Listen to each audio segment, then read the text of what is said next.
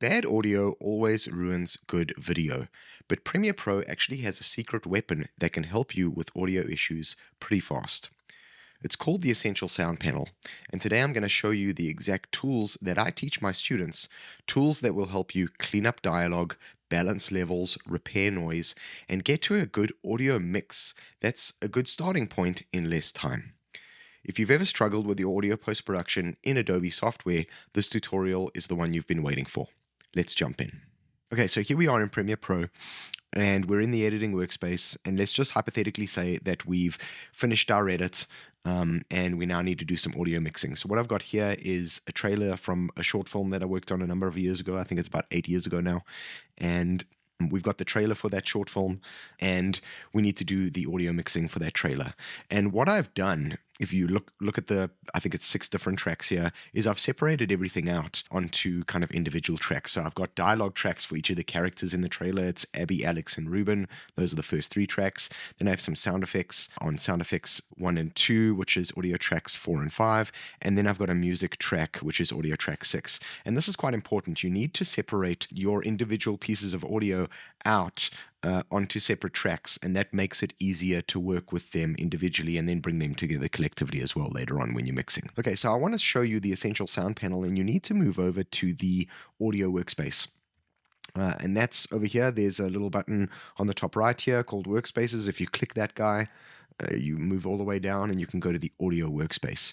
And here we are in the audio workspace. So you'll see up here we've got the audio track mixer. If you're not seeing that, you can go up to the Windows section here and you can turn it on over here. You just go in there and then you select the timeline. So that's our audio track mixer. The tracks correspond to the tracks here on the timeline. And we have the Essential Sound Panel over here on the right.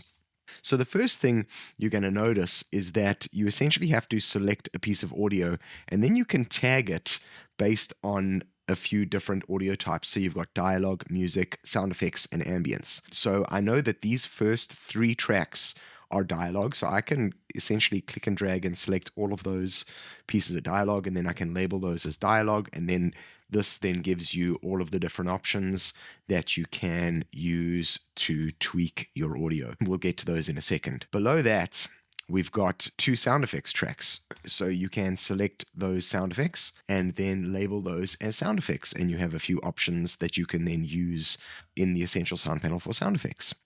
And underneath that, we have music. And if we just select that one music track that we're going to use, we can label that as music. And then you also have a number of different options that you can use in the Essential Sound Panel for music. The first thing I like to do, though, when I'm starting work on an audio project, is I actually like to add fade ins and fade outs on each of my pieces of audio, and also crossfades between pieces of audio if they're kind of right up against one another. And the reason that you do that is to kind of smooth over the cuts essentially between the different pieces of audio, makes that less prominent. Let's just zoom in on this clip. You can actually add them by going to the beginning or the end of a piece of audio, finding this little box, and then clicking and dragging to create kind of like a fade in. You can also do that between 2 pieces of audio. So if I was to click in the middle of these 2 here, I can right click and say apply a default transition, and that applies a crossfade.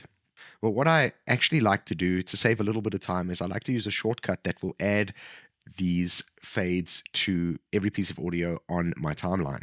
And how you do that is you essentially drag over and select everything, and then on your keyboard you hold Shift, Control, and D on a Windows machine. I think it's Shift, Command, D on a Mac, and it will add all of those fades to your audio. And if I zoom in here, you'll see that all of those fades have been added throughout the timeline. If I just scroll through here, you can see there are all those fades, and that just kind of helps smooth over the cuts and make them a little bit less prominent in the audio mix. Okay, so we've labeled everything, and now we can start to use the Essential Sound Panel to do some audio work.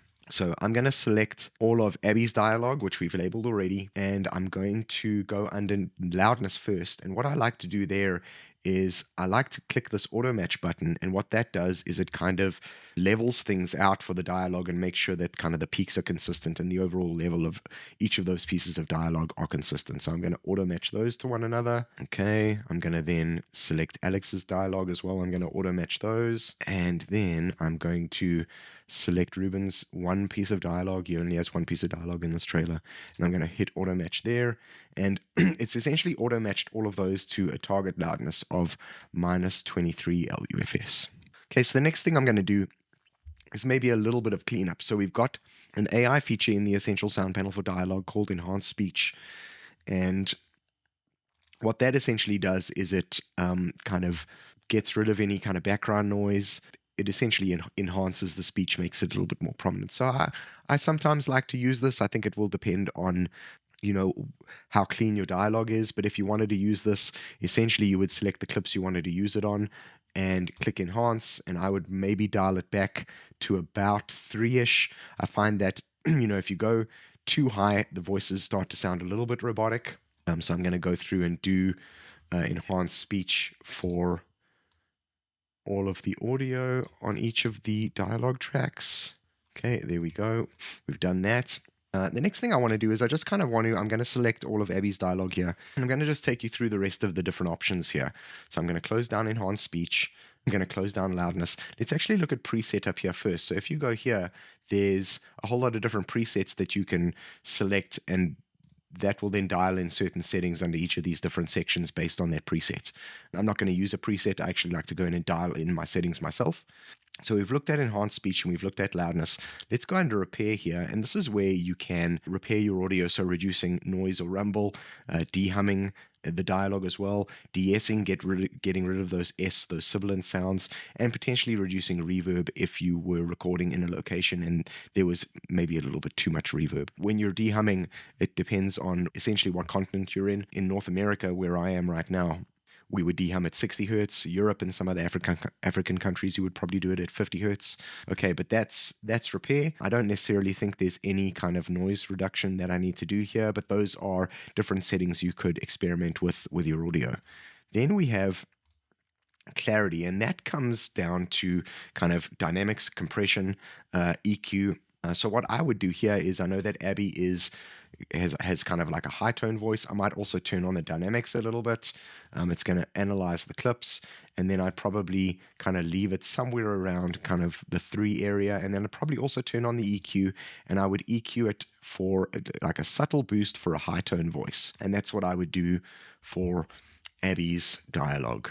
And then let's look at creative. So this is where you would essentially just add a little bit of reverb. Maybe you had some automated dialogue replacements, some ADR that you had to add in somewhere, and you need to maybe add a little bit of reverb to that ADR to make it sound like it was being spoken in the location that you had recorded in. Okay, so those are all of the different sections in the Essential Sound panel under dialogue. I'm actually just going to go in and make a few changes to Alex and Ruben's dialogue, and then we will get to the sound effects section. Okay, so I've done the work on Abby, Alex, and Ruben's tracks. Just quickly, because Ruben has a low tone voice under EQ, I just used the subtle boost for a low tone voice instead of a high tone, which I used for Abby and Alex. Now let's have a look at sound effects. So I'm just going to select these sound effects over here. I'm not sure I'm going to do too much to them right now, but let's just take a look at the different options here. So under presets, you've got a few different presets here. So explosion from outside, from the left, from the right. So it's maybe panning things from the left or from the right, making the sound effect sound like it's in a large room, etc. Those are the different presets. Loudness, again, you're essentially auto matching to a specific level. I'm not going to do any of that right now. Because I actually I would want to play it back before making any changes to the sound effects to just basically listen to the volume. Under creative, there's reverb, and that's also essentially just making it sound a little bit more like the location that's on screen, if you were perhaps using a sound effect from a sound effects library. And then you've got a section called pan, and that's essentially where you would essentially either position it in the stereo field, left or right. All of these different sections also have a clip volume and mute at the bottom, and essentially clip volume at the bottom is you could perhaps look at it as kind of like makeup gain after the fact. So if you needed to turn the volume up a little bit after you'd done any of these changes with the Essential Sound panel. Okay, so that's sound effects. I'm actually going to just quickly, let's zoom in a little bit on this timeline. I'm going to just take this clip.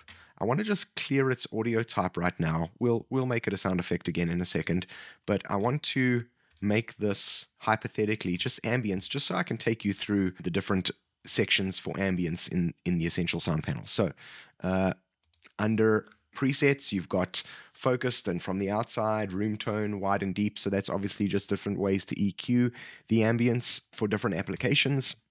Those are the presets. So now let's look loudness. Again, you can kind of auto match the ambience to a specific level. If you had a whole lot of pieces of ambience and you wanted to kind of auto match them to a specific level and kind of level out their peaks. Then under creative, that's reverb again. So just adding reverb to any audio that you perhaps got from a library to make it sound a little bit more like the location.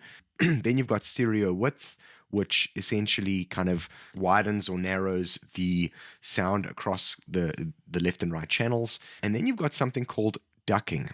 Ducking is a way to bring down the volume of a specific clip against other clips automatically based on a few different settings. So you'll see here, if we turn it on there, the duck amount, so how much it's brought down. Sensitivity is just essentially, I think, how quickly the ducking starts, and then essentially how quickly it will essentially bring things back up once the clip that it's ducking against is gone. And then the fade duration is kind of how quick, and then fade position inside and outside, I generally just leave it on outside on the left here. If I move it over to inside, it sounds a little bit weird to me. So essentially what you would do is you would select what piece of audio you would want to duck against, whether it's a single like just dialogue, or you want to duck against dialogue and sound effects, etc. Then you would generate the keyframes, and what would happen is the audio, based on the settings that you've kind of set up over here, the software would determine and duck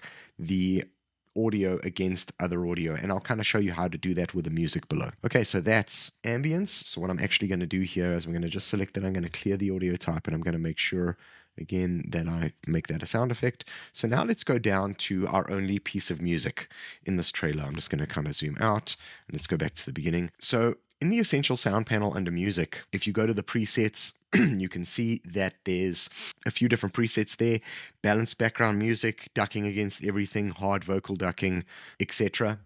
And if we look under loudness, this again is kind of auto matching if you've got multiple clips, it's auto matching them to a specific loudness level for music. Duration, this is where if you turn this on, you can actually remix or stretch the music. So if you needed the music to be shorter or longer, you could use this section to do that. And it essentially kind of uses a little bit of AI voodoo magic, I guess, to do that, to kind of shorten or lengthen the duration of the music. And then again, we've got a section here for ducking. So you'll duck against various types of audio, and then you've got a whole lot of different settings here, which I've already explained under ambience. And essentially then it would duck the music against specific pieces of audio to make those pieces of audio a little bit more prominent, kind of like dialogue. We would want the music to duck against dialogue. And what I'm going to do is I might actually just go up here to the preset, and I might select smooth vocal ducking. And I want to see, so the sensitivity is set to 4, the duck amount is set to minus 24 dBs, the fade duration is quite long, it's 1200 milliseconds. So I think I'm going to probably tweak that, and then the fade position is left to outside. So what I'm going to do is I've kind of selected that preset, but I'm going to tweak it now myself. So I'm going to make this fade duration quite short. I'm going to make it 500 milliseconds, or around about 500 milliseconds. That's okay. I'm going to bring the music down to about minus 18 and see what that does. I've selected all of these different settings, and what you need to do now, and what I would say, is pay attention to this track down here, this music track. I'm going to open it up a little bit more. Pay attention to kind of where the volume is right now. I'm going to hit generate keyframes and just watch down there what happens. And you'll see it's generated keyframes. And right now we've selected that we just want to duck against dialogue clips. We might also want to duck against sound effects, maybe some ambience clips, duck against anything that doesn't have an assigned audio type. You can select a variety of different things, but right now we're just ducking against dialogue, and you can see that it's actually brought the music down at various intervals to just duck against dialogue. So what we might do now is just play through the middle here to see what it's done. So I'm going to go to about there, and I'm going to hit play so that we can see what it's done with the audio. Are you sure about Ruben staying over? Sure. You know, I don't know what you see in him. Need a guy around while your parents are away. Okay, so as you can see, it's done quite a bit of work with kind of keyframes and keyframing the audio for you, kind of bringing the music underneath the dialogue to make the dialogue a little bit more prominent in the mix. I think it's a great tool, but I still think this needs a little bit of tweaking. So what I'm going to do now is I'm going to go and play around again a little bit with these settings. So I think I'm going to bring the sensitivity to the middle here, around about 5 there, yeah. The duck amount, I think I'm going to bring down to about -5 and just see kind of what that does, because I feel like it's bringing the music down too much right now under the dialogue. The fade duration, I'm going to shorten this up a bit. I'm going to put it around about 400, somewhere around there. And I'm going to leave the fade position on outside still. And then I'm just going to generate the keyframes again. And you can see it's regenerated those keyframes. And let's just have a listen through once again. Are you sure about Ruben staying over? Sure. You know, I don't know what you see in him. Need a guy around while your parents are away. To protect us. Okay, and that's sounding a lot better. It's definitely still something that I would go in and tweak, but I think you can see how the Essential Sound panel can really help you speed up your workflow. All of these different features for dialogue, for sound effects, for ambience, and for music can really help you speed up your audio post-production workflow. So I just want to quickly stress that the Essential Sound panel is a great tool for a quick turnaround project, or for a bigger project when you want to get the audio to a good starting point.